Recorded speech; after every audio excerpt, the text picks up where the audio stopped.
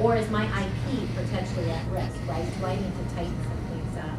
You're not going to have time to do this with every supplier, no doubt. That's not going to be something you can do. But certainly the strategic suppliers that are super key to your business is an area that you want to look at. And then lastly, I think that optimization capability. Collaborative optimization is really important for some of those complex categories. We look at transportation, packaging. We've used it in large global temporary labor, contingent labor analyses. But the ability to optimize for maximum utility, because your internal customers do not want a one-size-fits-all solution, right? I mean, maybe if you're buying a direct material widget, but the vast majority of what we're buying, even if it's a hard good, has ancillary service elements associated with it. So that to the extent we can bring in all those data elements, all those requirements, and do some optimization on that so we can look at how we're going to meet the needs of all of our internal stakeholders. Or at least if we say, I can't meet your needs, because if I do, it's going to cost this much more, you know, the business won't sustain that. This is just got to be a key tool in our toolbox as procurement professionals.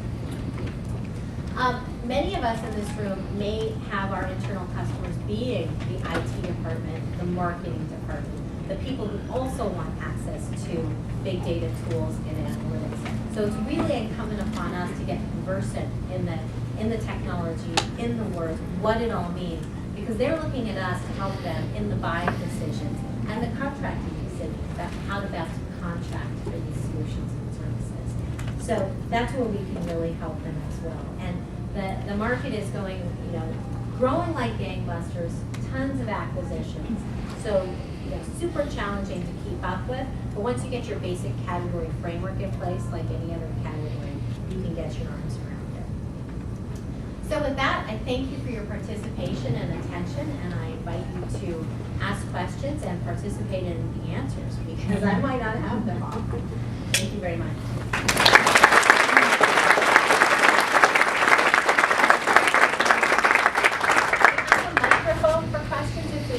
Otherwise, you could just direct your voice and we'll see how that goes.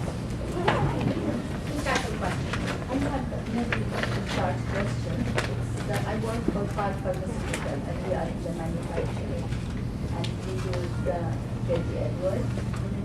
And there's the new program now for serialization by the government. They want every product to have the same number on the packaging as well as where it was manufactured from and yes. where it came throughout the whole supply chain, right? Does your company help in that respect, like to help us find a good program to have it added? Oh, what the right tool is Yes. and the processes and the support and enable that? Yeah, I mean, we absolutely can do that type of work. I bet Lisa knows the answer already, though.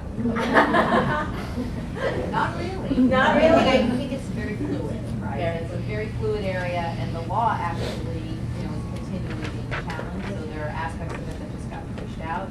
And I think part of what the right tool set is depending upon what your current state is. So what may be right for J.D. Edwards may not be right for SAP.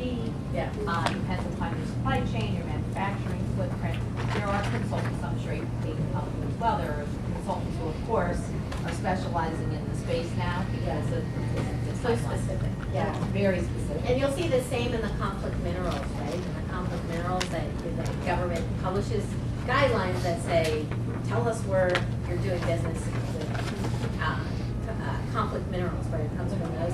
But they don't tell you how and how deep to go. So, yeah, there's a lot of work to be done there in terms of meeting those timelines, which I think that one's very large. So I'm sorry, none of No, that's okay. It's nice, like the whole.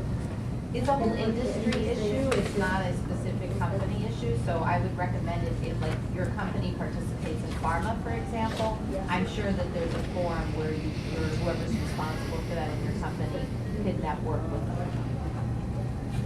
in the back. Yeah, I was wondering, one of the challenges I find with big data is that people sort of go down the rabbit hole of data analysis to the point that it comes away from decision making or action because there's so much there. How do you help your clients balance Right. using data and actually kind of doing. That's something where with we it. find the visualization tools just key, because they help to structure the data in such a way that people can get their arms around it and make decisions with it. But ultimately, even then, super conservative people can ask for one more view, one more, data element to decide upon. So what we tend to do in that situation, if you're either looking for the data to inform a strategy around cost reduction or growth or risk management, those are kind of the three big ones oftentimes, is we tend to then quantify the cost or the opportunity cost from a growth standpoint of the daily process. So not making this decision today costs us X amount of money. And, on a day-by-day basis, that tends to add up. So that oftentimes gets people's decisions. So we'll sort of backload things in and say, well, if we want to drive savings for 2014, right, because we're almost at the time now for 2013, we need to have our strategies in place by January 31st. And we're looking for a target of 40 million, and every day we miss that 40 million is how much to the organization. It's not a perfect science. Anybody else have any good suggestions for getting people to actually make a decision?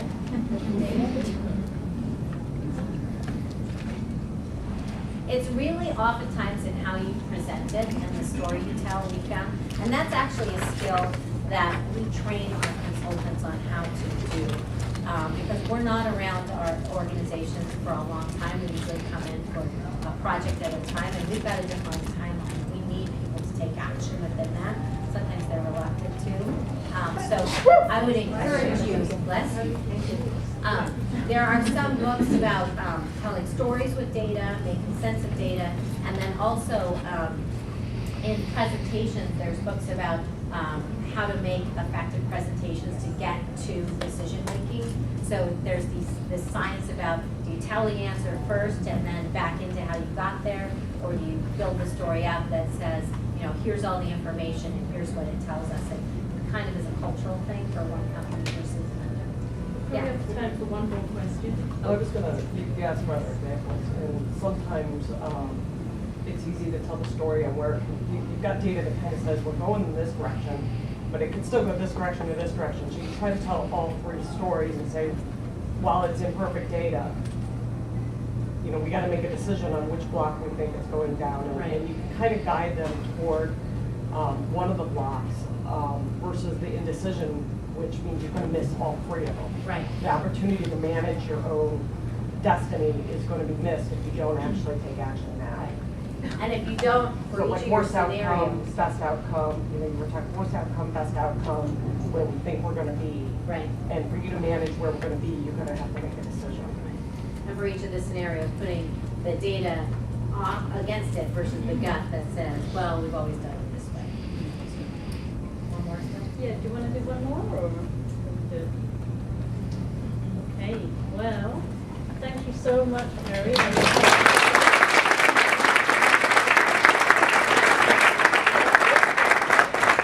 Very nice. It's very insightful. Okay. Just to kind of go back to the schedule, this was very purposeful. When Harry suggested the topic, I was thinking, big data, women's conference. It's so pertinent to what we do as professionals. It ties in so nicely, and I think we'll introduce the panel of women as they come through for the next session.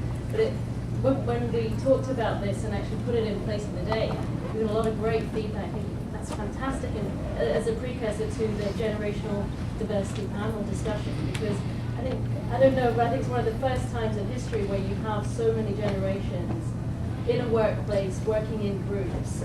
So we're encountering it every day, and to ensure as leaders or team members that we're getting the most out of the team that we're in, and just enjoying life, in essence, understanding, empathizing, realizing, because half of it is ignorance. It's all, I don't know what a millennial is thinking, because I'm not a millennial, but I'm working with a millennial, and I don't understand why my kind of silent generation boss is telling me to do things this way, because in actual fact, the data tells me to do it this way, and I know.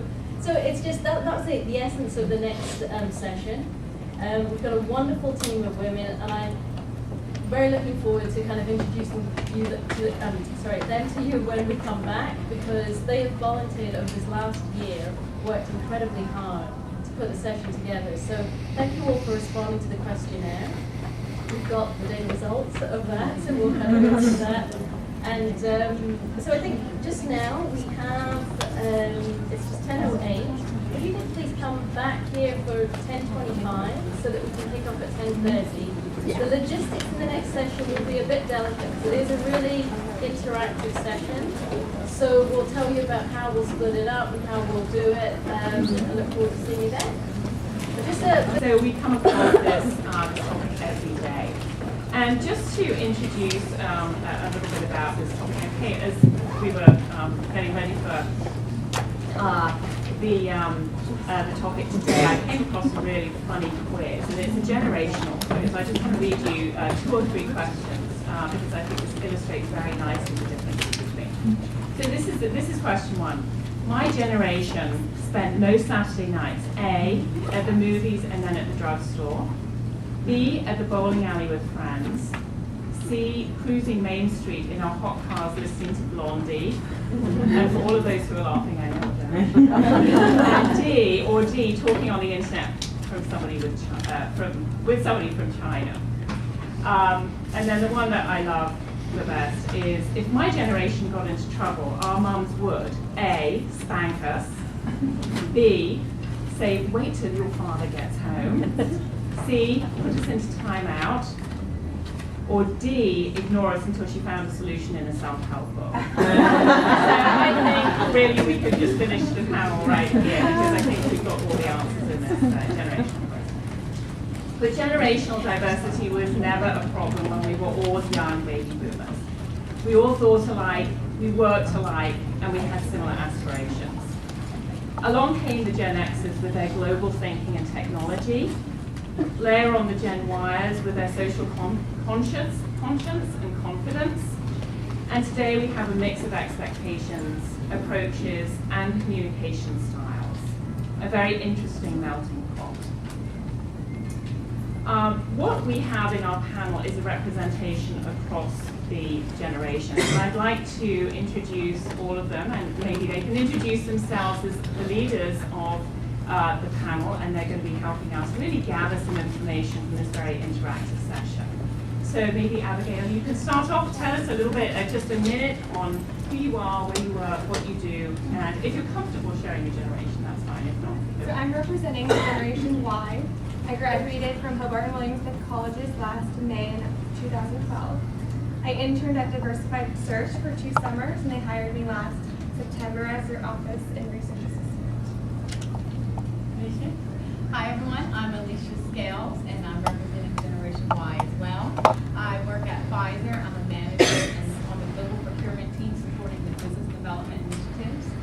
So I provide project management and analytical supports for our key divestiture activities. Prior to Pfizer, I worked at Johnson & Johnson for 6.5 years in finance. So I was a part of the finance leadership development program and spent some time supporting different areas of the business. Good morning, everyone. I'm Lisa Martin. I'm the Senior Vice President of Teva Pharmaceuticals, and I'm a proud baby boomer, I guess. So I'm looking forward to the discussion. and then we have this side of the room. Good morning. Kristen Lind. I am Generation X. I work at Cigna Insurance, and I am in sourcing. I am a supply chain management manager for medical, health, and welfare supplier relationships, negotiating contracts and different deals that impact our direct customers. Erin Clancy. I work at Mars Chocolate. Been there for a little over 5 years. I manage our third-party manufacturing sites and co-packers. And I'm Generation Y. You think? Okay. Jessica Sanchez, Sierra Bard, a medical device company here in New Jersey. I am the Global Operations Risk Manager for the sourcing department, and I'm Generation Y also. And there we go. Just finish up too. Kind of a last minute addition. Lelia Adams Weingarten, our pharmaceutical. I'm also obviously very involved with ISM New Jersey, and I'm a very proud boomer. And I'm very much looking forward to that. Thank you. And as I've been did you say? I've already been introduced with Judy Borum. I'm a managing director and partner at Diversified Search and a colleague of Cheryl. So what we're hoping to do in this session is to uncover the characteristics, as if we don't already know, but uncover the characteristics of each generation and where they're typically found, how they're typically found, support or debunk some of the stereotypes. And this is going to be a very interactive session. And I need to read my notes here because there's quite a bit of information to impart. So there are 4 areas in how we looked at 4 areas in how different generations approach specific topics. The first is compensation, negotiation, and promotion. The second is networking and socializing. The third is technology and communication. And the fourth is leading and participating on generationally diverse teams. So those are the 4 topics that we'll all be discussing today. And we're going to pair up in teams of 2. Lisa and Abigail will head the compensation discussions. Kristen and Jessica will lead the networking discussions. Thalia and Aaron will lead technology, and Alicia and I will lead generational teaming. We're going to divide the room into 4, and I'm going to do that right now.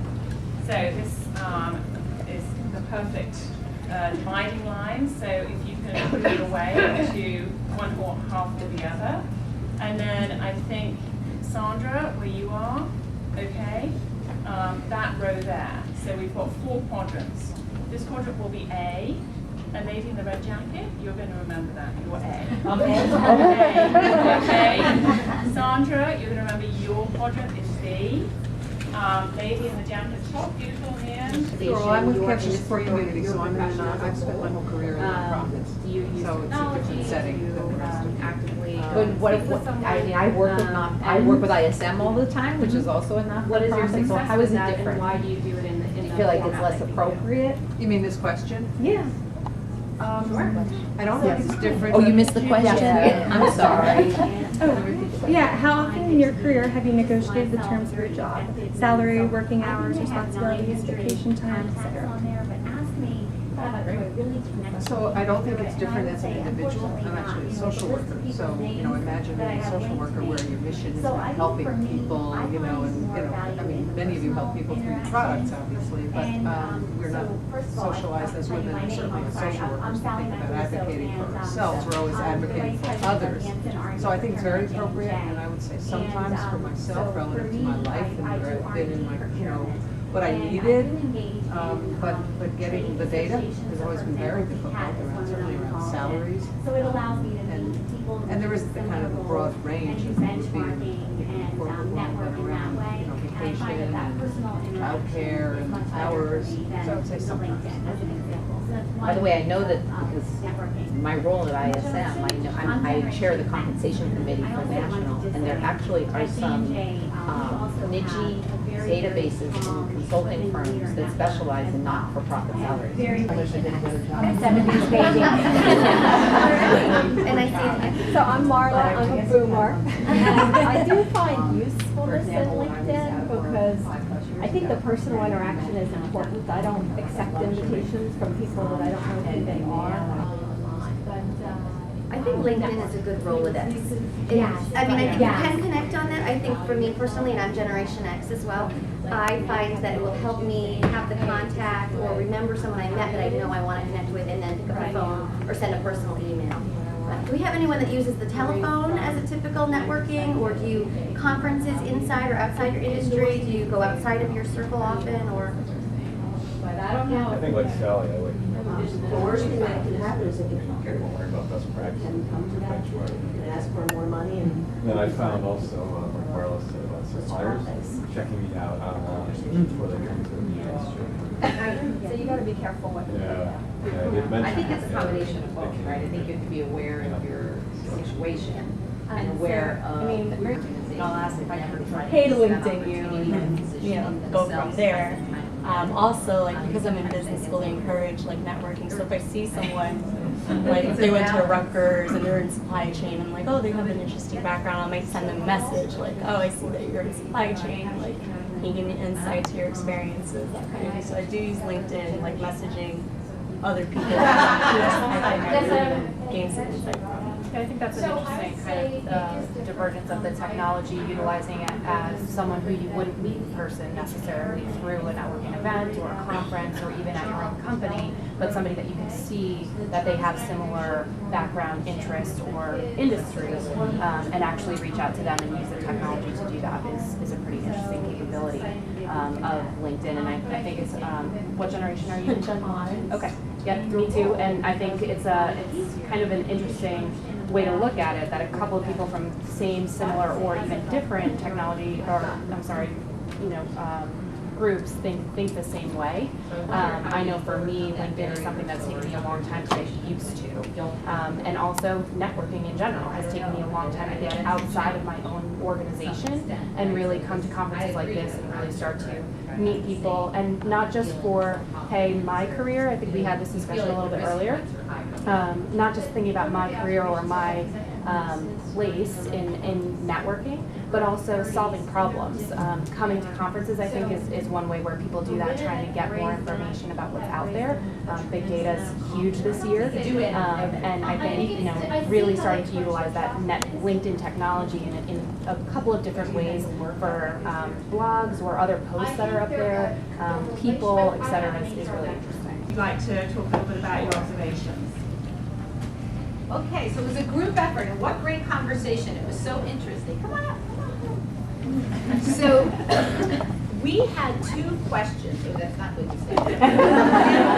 That's mine. So we had 2 questions. One was around how frequently do you negotiate terms of your job? And that could be compensation, vacation, flexible work hours, etc. And then what frequency have you asked for promotions? And ranged from never to always. And so with one of the groups we just did one, with some we did a combination, etc., etc. And please chime in if I forget the details. So the key things that we heard was that we felt that the Generation X's and Yers were more proactive earlier in their careers in doing that. One of the general themes, and I think just an insightful comment, was that data, really need to have data as your friend when you're having these conversations, and a proven track record. So it's not good enough to just go in and say, I deserve a promotion. But if you have some facts and figures, and we talked about some sources of finding those facts and figures, your case is better. We also talked about that there's a perception that the Generation Yers are more proactive and restless in this, and then one of the ladies in our last group said, well, maybe it isn't that they're more proactive, but that the data is so much more available today, and they're much better at mining the data. So that was a real aha for me.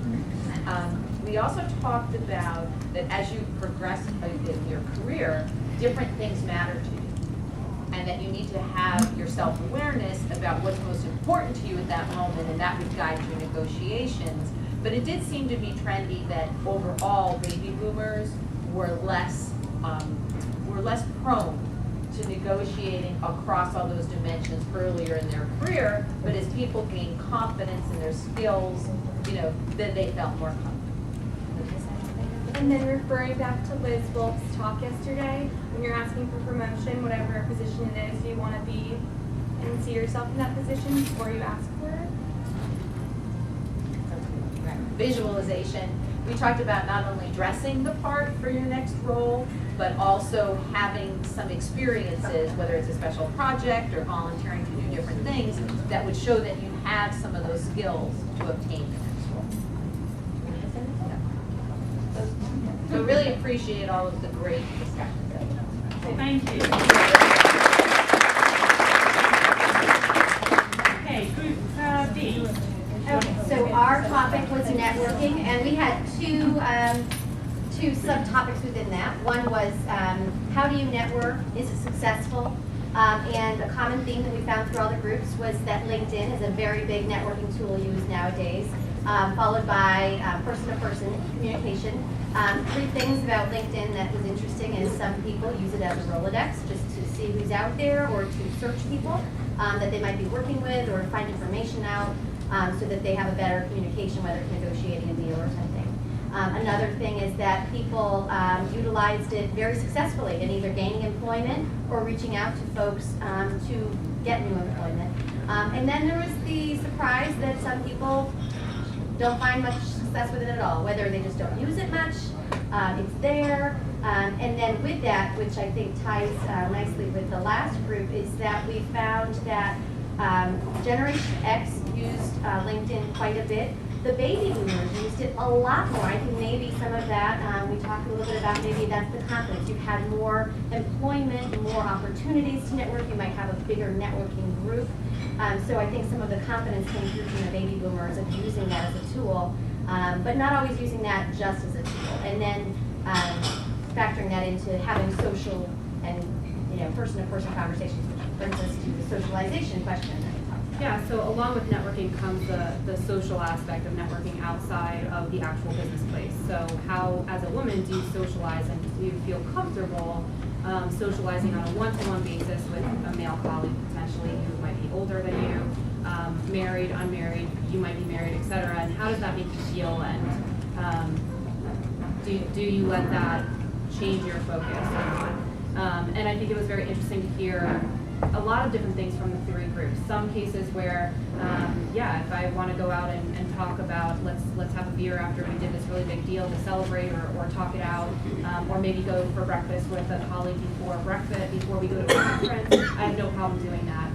And then if I heard something, I would try and address it. And I think that was kind of the realization that we came through was, as women in the workforce, we need to be aware of these things.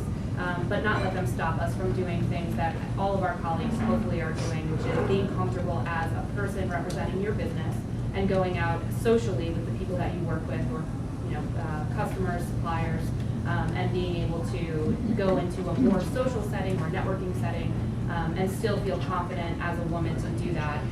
And then if there is a problem, to address it and say, hey, just like anybody else, I'm here to do business and talk with a colleague that we've been successful or need to work something out. A little bit, easier to communicate when you're not sitting at a table trying to negotiate. Super, thank you so much.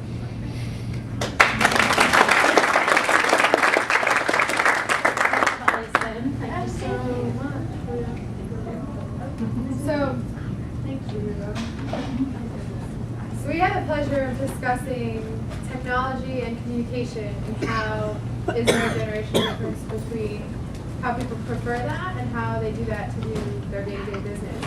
So the thing for me that was pretty aha was most people said no, they don't think there's any generational impact to the way they use technology and communicate. They do, or what their preference is. So it doesn't matter what generation, you have to know the best tool for the situation and assess what are the business needs, what are the objectives, and how can I best do that. But then some people, here and there would say that, and then maybe digress. Well, whenever I talk about a generation, they always want to do this. So they may not think there's a generational difference, but there sort of there is. And especially when it comes to what they do with the technology. That came up a lot, where you see the younger generation multitasking with many screens, doing things at work that other generations would never even think of doing at work. Texting at work, talking, having a personal text while you're at work. We're texting in a meeting, you see people all the time, and that seems to be across the board, but more in the younger generations. Some people do think the younger generation is losing that personal touch to be able to have good conversations with people and present and say their point of view on the phone or in person, whereas a super confident email doesn't always translate. So I think the biggest thing was that a cross-generational diverse team can help grow the company, both learning the personal touch from maybe the older generation and then learning how to influence the technology and use that to best do your job from the younger generation. You captured that very well. The main thing is the flexibility and adaptability, whatever the situation calls for. If you have a problem with the executive assistant, the CEO, you don't text her. You go talk. If you want to get your Generation Y consultant attention, you got it to the email. Unfortunately, in my company, we don't have instant messaging. emails, there's no way I can get it on the phone. So that's the main thing we learned, is just to be adaptable and flexible and know which tool to use for the situation. And part of, using the technology would be assessing what are the people you're working with, what are their preferences, and how can you best communicate with them, and then use it. So we go. Thank you so much.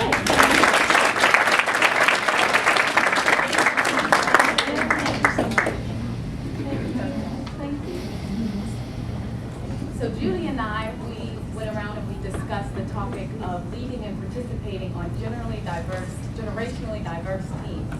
And so as we started out our discussion, we did give a little background on each of the generations and try to get a better understanding from the participants if you identified with your generation. And we did get some mixed answers. Some individuals said yes.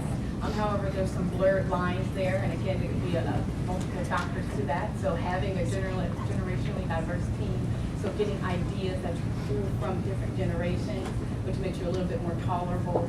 But then there were some that just says no, and we're just kind of beyond labeling, and it's a lot that has to do with geographics or preference or style, or again, where you are in your career. So as we went through that question, we kind of gained some data there. And then we furthered the conversation on to generationally diverse teams. And the majority of the participants did have generationally diverse teams. And it does lead to, I guess the general thought is that it does lead to effective results. But it's most helpful when there's not a dominant generation that is not open to other ideas.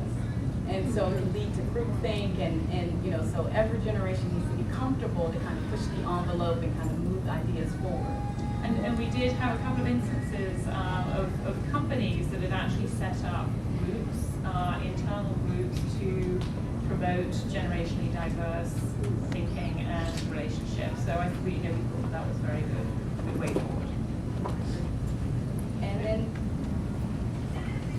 And then the last item that we discussed was individuals that may work for someone that's in a younger generation than them. And in our conversations, we didn't hear that there were any issues, but it did exist.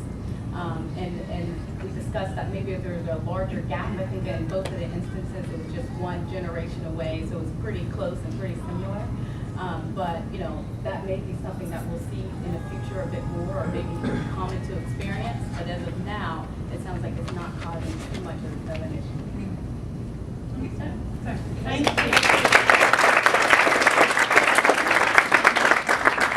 Oh yes, I just want to run through just as the last. Thank you very much. Piece of our presentation is really just running through the questionnaire. I know we only have a few minutes. But first of all, thank you to everybody who participated in this. We had 38 participants, and it's going to be interesting to go through some of the results and hearing some of the commentary. They do reflect the results that we have from a smaller sample, and some of them don't. So I'm just going to run through, and there we go. Okay. So do you feel like the generation accurately describes your characteristic? I'm amazed I could do that. Anyway,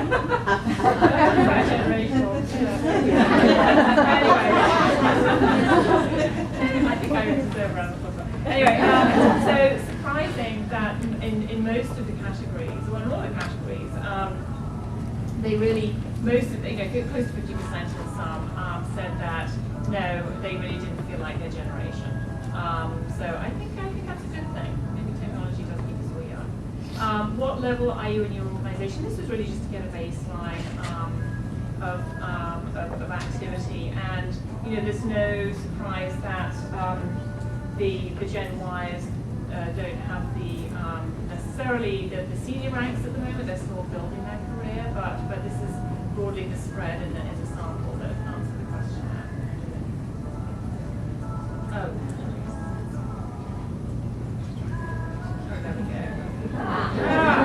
Thank you. Not to take this having off. Okay. Thank you for that. All right, question 4. How would you describe the age diversity of your current department? and team. And as you can see, very diverse in the baby boomers and the Gen Xers, and about a split in the Gen Ys and the silent generation. Not diverse at all, maybe that was a sole contributor. But this will be why we're seeing some discrepancies in thought and activity, I think, because and maybe some also some very positive results, because as we've heard, that generational diversity does help in providing good outputs. So I love this one. How would you have preferred to fill out this questionnaire? There is no.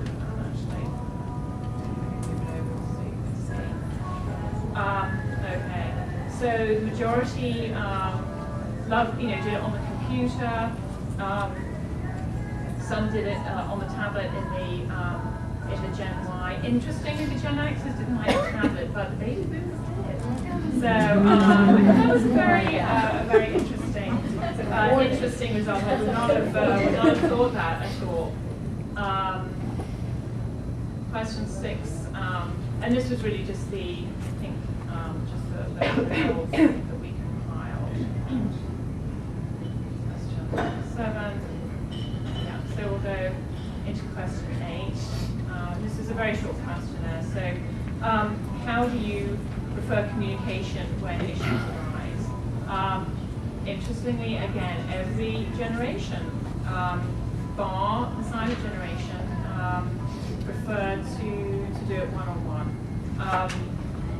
And really, if you look statistically, they're fairly all significant. I mean, they're fairly all similar responses, either one-on-one or a small group. The not in person, which was what we were maybe expecting to see in maybe the Gen Y, not to stereotype them, but maybe we thought over the phone or some other method of communication didn't rise. So, how would you like the workplace designed? And this is an interesting one that is very interesting. If you look at the green columns, remote working possibly for the baby boomers, maybe for folks that have families, and also Gen Xers who are coming up to have families, they like the flexibility. But the Gen Y not so much. Maybe they need that.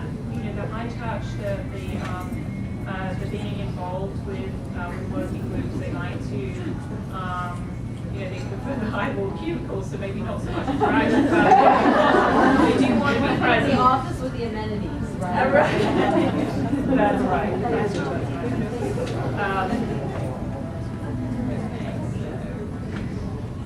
Question 10. Oh, thanks. Sorry about that.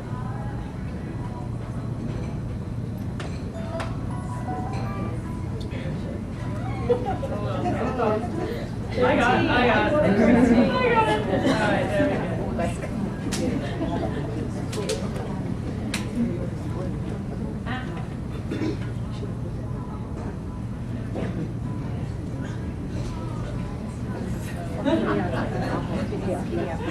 So I'll just send it to myself.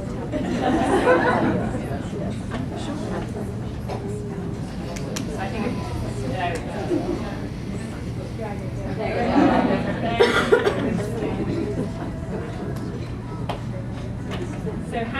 So do you actively network outside of your generation? Do you actively seek to network with those from a different generation? The most surprising thing I think Gen X and Gen Y is fairly similar. The silent generation always wants to sort of push the boundaries outside of their generation. But the Gen Y is not so much. Frequently, but not always. And I think that's maybe not so surprising when we know that there's more of a friend or herd mentality in Gen Y. They like to stick together, they're younger, there's those type relationships very, very important in the workplace. Okay. Just about how often have we negotiated? And again, this really replicates, I think, what we heard in the groups. baby boomers and Gen Xers, the sometimes is dominant. Interestingly, the frequently is very dominant in the Gen Y. And I think we've all seen that where there's a lot of confidence, I think, in younger generations really know what they're looking for. Similarly, in this promotional question, which I think is the last one,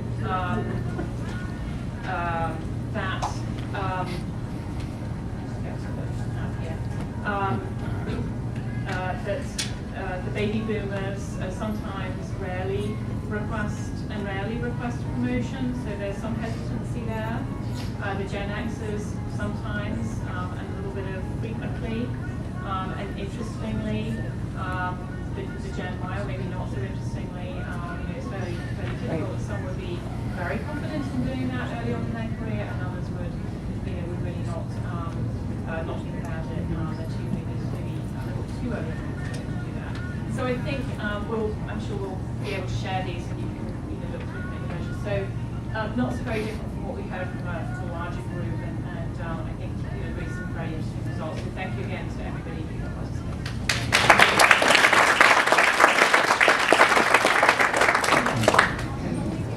I have a nice announcement of lunch next. So we'll be back in the Delancey room. We'll be there from 12 till 1, during which time we'll make the Diamond Ward presentations. We'll have our conference charity, Cancer Support Community, have a discussion. Just kind of share a little bit about what they do while we're having lunch.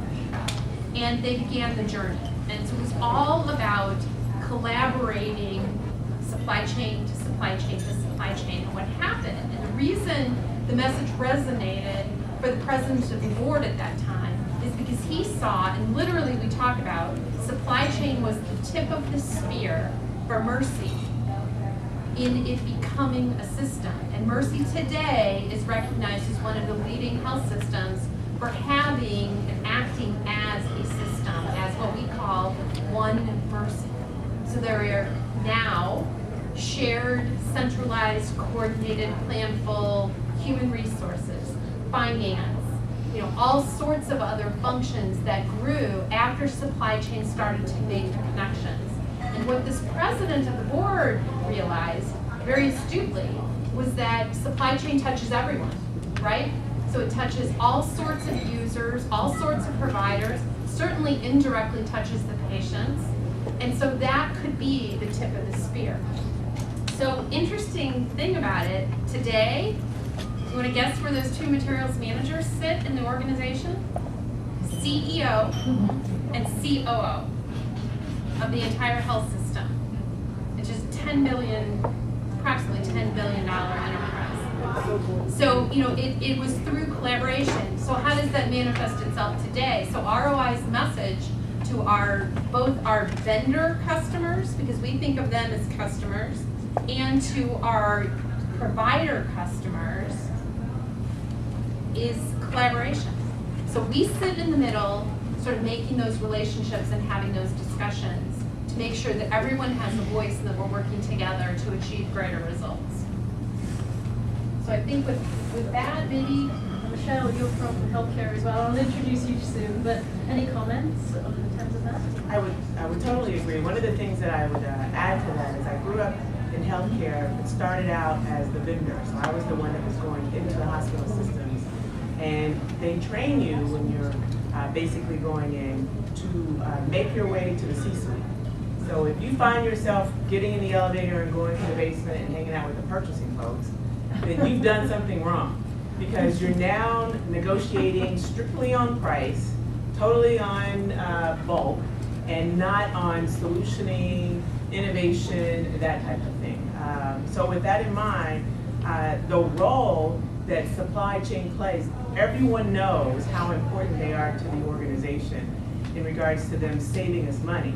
And that is, there's only 3 levers that you can ever push as a leader in order to make the bottom line. That would be to cut people, to cut product, or of course to grow, which is the hot part. We all want to grow the top line, but those are the only 3 levers. So the one that they rest heavily on is the world of the supply chain management group. So in healthcare, I can tell you that the evolution of it would be, early on, we had money. You would go in, only thing you needed was a certificate of need. Did large diagnostic imaging equipment. So if you could prove that they needed a CT, boom, you could sell $1 million CT, a $250,000 service contract, and all the peripherals from a lead apron to a new box. Then we got into healthcare and managing lives and meeting the customer's need or the hospital's big why. And their big why is all about getting patients out. You're not staying the distance. You're not getting sick to begin with. We're not needing all of this equipment. So your sell has to be a lot different. It can't be about the big box, big service contract. It really needs to be about what keeps the CEO, the COO up at night. And that would be, my doctors want 5 different diagnostic pieces of equipment, and how do I make that one? Or how do I manage that relationship to make all my doctors happy and use one? So then your role as a supply chain manager is much different. And by the way, I MMP grad, manufacturing management program graduate at Purdue, grew up in the, from GE, grew up in the supply chain. So we basically took those things and applied it to a hospital. So I would say a lot of hospitals, and you're hearing it from Joanne, they're now very savvy about that too. And it is about solutioning, because you don't want to cut folks. I mean, as a matter of fact, hospitals have prided themselves on, we've not had a layoff in years. So you don't want to go in and say the way we can save money is get rid of like 50 folks. So it really is all about managing your supplies, managing, you know, that lever associated with what you're spending, be it direct or indirect with your patients. And that's how we can help on either side, either as an administrator within the healthcare system or as someone that's helping them, providing them with solutions. But what we've been doing for years in corporate America or other industries. Thank you, absolutely. So I'd like to introduce you to Michelle Hawkins. Michelle is Vice President of Procurement at Charter Communications. She's located in Denver. She joined Charter in June 2012 and leads their procurement organization with a spend of $3 billion. Prior to Charter, she was with Nokia Siemens Networks, leading their procurement integration efforts as a result of the acquisition of Motorola's networks infrastructure business. And prior to that, you know, Michelle was with Motorola for 22 years. Michelle, I'd love to hear you share how you were able to transfer your skills from working in a very mature, Motorola is known as best in class, mature supply chain management function at Motorola to an emerging one at Charter. And if you could share aspects of the cultural change transformation underway at your company. Well, it's been a very exciting year, just about a year and a half at Charter. And I think I have tapped into probably all of my experiences at Motorola. We went through such significant transformation from decentralized procurement organizations, both in the area of indirect as well as direct, and going through and really growing up, learning and being a part of those transformations just brought such rich experience that I have the great opportunity to really apply today in Charter. When I arrived at Charter, I remember sitting with the team and asking them, we had a deal come up that they were looking for some help with, and I said, who does software? Who does software licensing agreements? And everyone kind of went. And I said, no one specializes in software licensing, and they all pretty much were in a very tactical mode, really just trying to respond and address when they were being asked for help. And so it was really looking at the organizational structure and design and pulling on that experience that I had in terms of forming the teams around categories and establishing some, you know, what I thought were very basic metrics for the procurement organization. And then also looking at the skills that each of the team members had and what did we need to really provide the level of service that we wanted to the organization.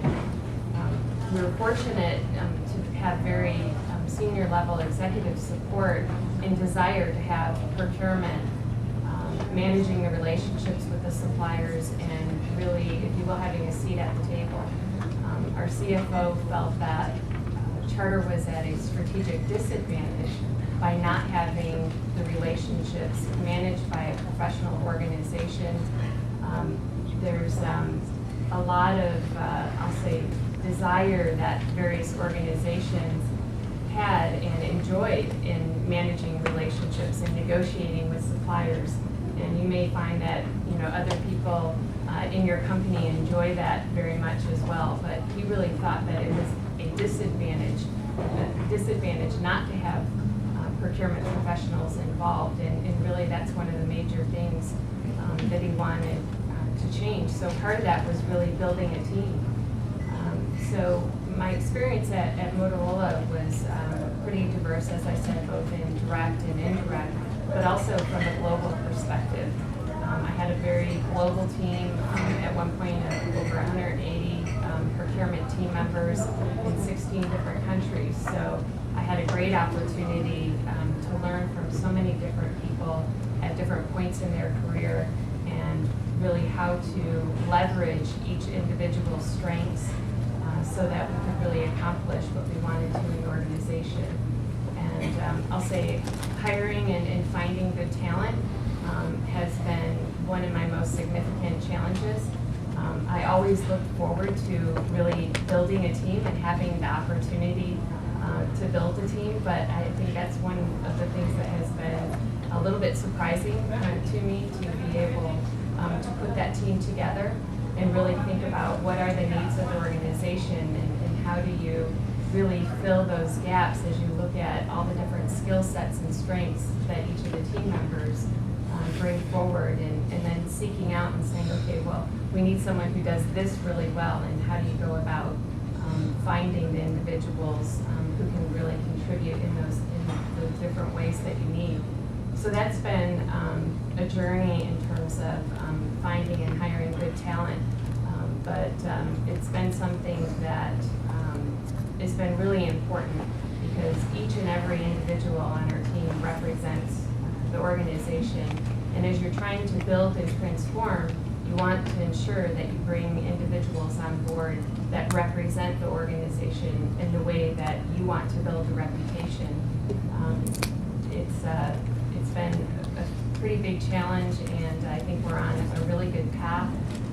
We've had some really positive feedback from the stakeholders, and you know, as I look at the metrics and see what the performance is, I can have a level of satisfaction over that. But what's most important and has been most rewarding has really been just the feedback and the engagement that we get, and the understanding of the value that we're bringing the company.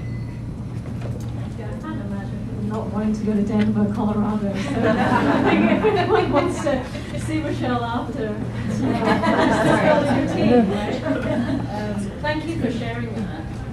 The next question I have is for Heidi. So Heidi Hemmer is Vice President of the Supply Chain segment within Verizon Corporate, within Verizon Communications, and I am a customer. Love it, love Verizon. As you know, the nation's largest wireless provider and premier broadband company, internet company within the US.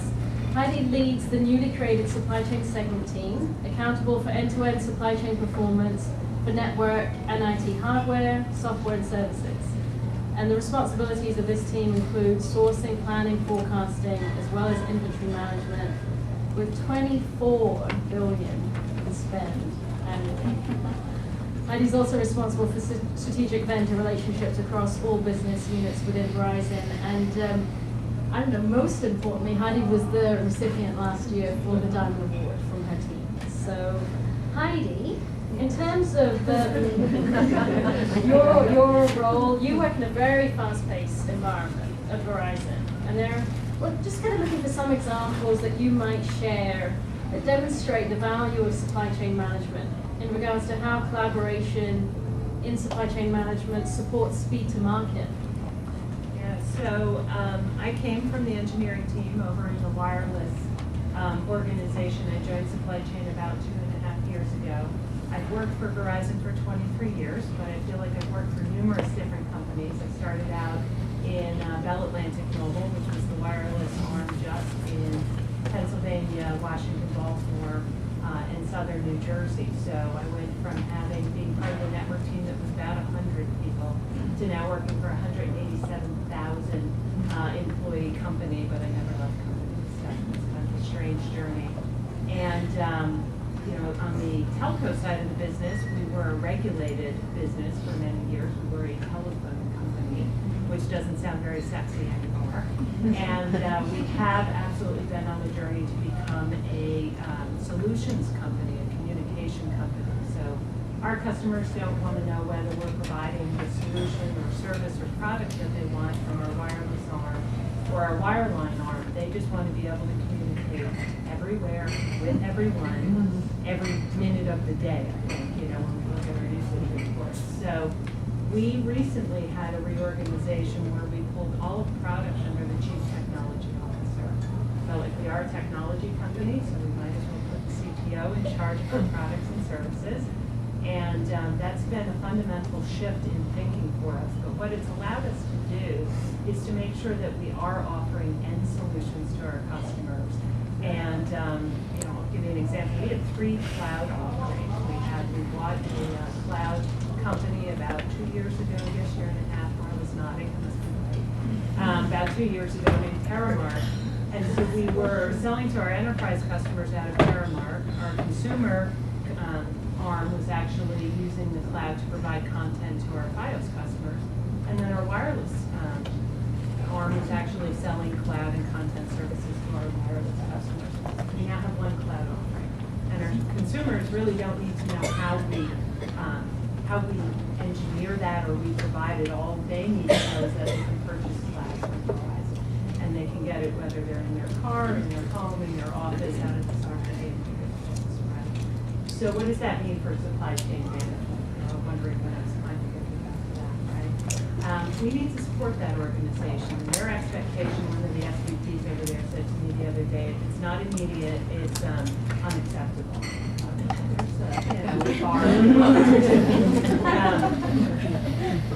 But really, we have very large, you can imagine the $26 billion in spend, that we have very large, complex master agreements with our OEMs, but we don't have a lot of time to make amendments to those, or now we're actually going out and contracting with very small, agile vendors as well to be able to provide these new sexier products and services that our customers want. So we have had to become very agile, and a lot of what we've done is similar to what Michelle was saying, is that we really have to have category management experts that understand the business client and can sit at the table and be trusted advisors to them at the beginning of the process. So we don't want to be the folks that after they've already gone and chosen the supplier, right? English must relate. They've already gone to the supplier, they've gotten a quote for pricing, and then they come to us and say, hey, can we put a deal together? But that's not really how we add value. And so we're doing a lot of work right now, a lot of collaborative business units so that they can talk with the technical teams and we'll get a seat at the table at the very beginning of the process so that they're helping with the strategy on which supplier ought to use. And if we're going to go, purchase something from 4 guys in a garage, we've come up with this new sleek app. What are the risks to a company the size of ours when we engage with small companies such as that? Thank you. Any other comments from the panelists in terms of speed to market and innovative ways that you look at? I would just add, with Charter right now, we're in the process of evaluating and going to new technology for our solutions. And as a part of that, we're looking at new set-top boxes, what you have in the home, so that you can watch your favorite program, or over on your laptop or whatever the case may be, tablet. So as part of that, our organization, we work very closely with engineering, and as we were identifying the new requirements for the customer premise equipment, we were working with engineering to go out and solicit from other players beyond our current incumbents and really evaluate alongside them the responses and doing the whole supplier selection, getting the schedules for the development time period and really monitoring that. And so the role that we're playing, within as part of that team is ensuring that we understood what those timelines were, what did that mean in terms of when we could deliver those solutions to the customers. So we played a really integral role in terms of understanding what the timelines were and how that might impact our overall strategy. I guess one other thing I would mention, if you've read one thing very, very consistently in the newspaper for the past 10 years, you've read that healthcare is changing and needs to change. And I guess my comment on that would be, it's not going to be a bunch of little incremental nudges, right? It's going to be major transformational change. You can see how disruptive that is with the Affordable Care Act, et cetera. So not to get on a political soapbox at all, because I'm not the expert in that, but I would just say that in ROI we've recognized that the I, resource optimization and innovation, is remarkably important. And that's where those kinds of transformational changes are going to arise. And so what we have recently done, and I'd be happy to share offline examples of some of the actual innovations we've put in place, working with Mercy and other health systems. But what is very interesting to me is just recently we have put into place an entire process for just fostering and managing innovation. So what we recognize is that, yeah, someone can come up with an idea and maybe, takes us a while to evaluate it and decide that it's the right one. It's kind of that funnel. Lots of ideas, gradually narrowing down to the one or two you want to put in place. But what we didn't have was a good process for fostering the creativity, for driving those innovative ideas to bubble up, and then to move through an evaluation process that's very structured, very thorough, very detailed, to get to the answer, the new idea that's actually going to be implemented. And why is that so important? Well, anyone who's been in pharma knows that the cost of developing a new drug is so immense. You better be making really good decisions when it comes that last one comes down that funnel, right? So it's the same theory, but we